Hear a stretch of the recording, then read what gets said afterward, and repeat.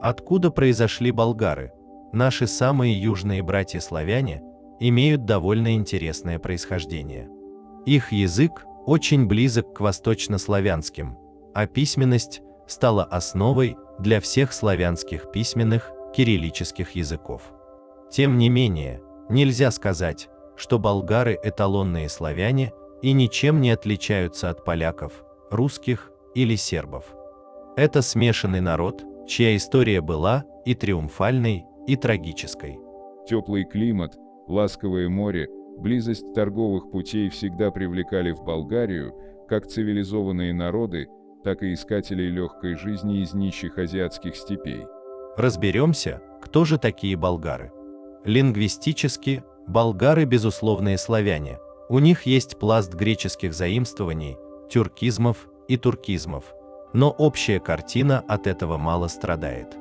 Тем не менее, понятно, что человек может овладеть любым языком в своей среде и при этом быть по крови совершенно другим.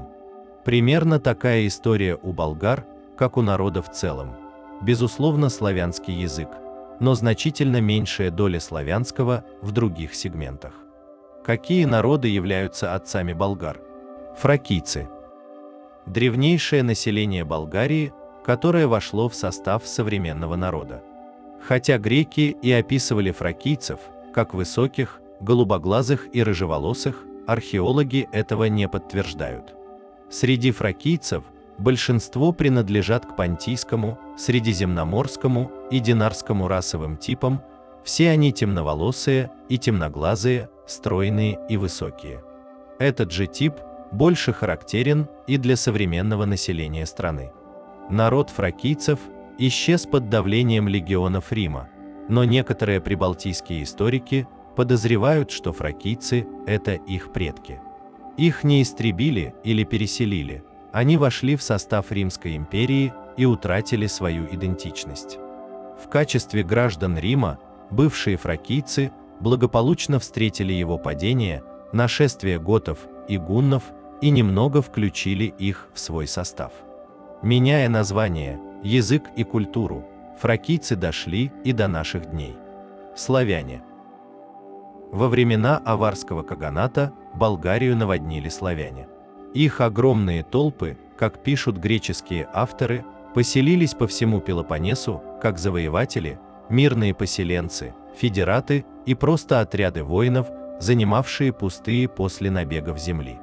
Есть мнение, что славяне принудительно расселялись аварами по периметру своих границ, чтобы удобнее было собирать войско или, наоборот, защититься ими как буфером.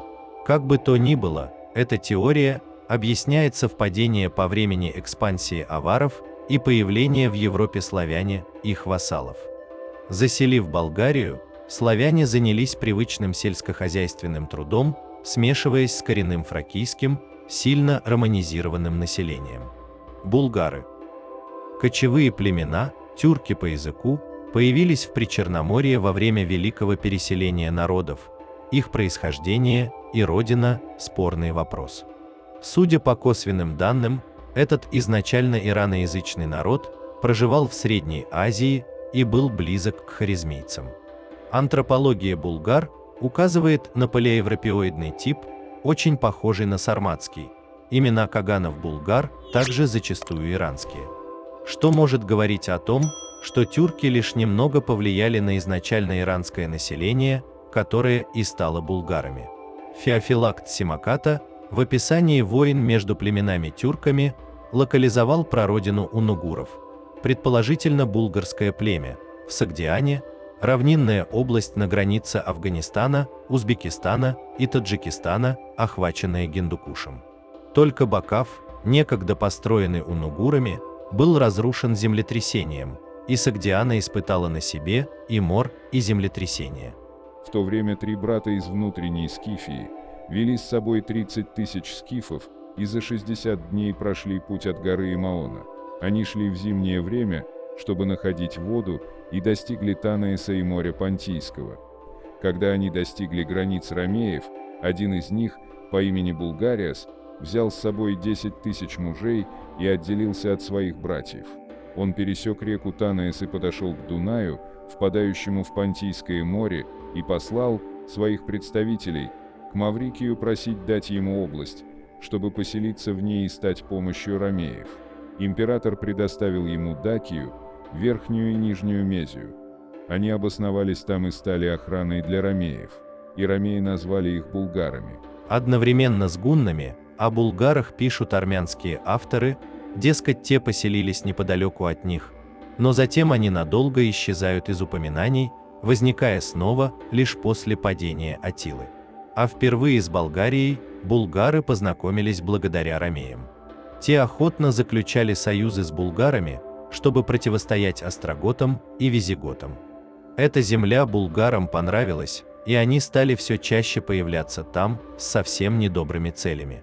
Положение спасли авары. Они отогнали булгар снова в степи Украины, однако затем, включив их в свою империю, сделали промежуточным звеном между собой и славянами, используя их конницу и вождей для управления территориями.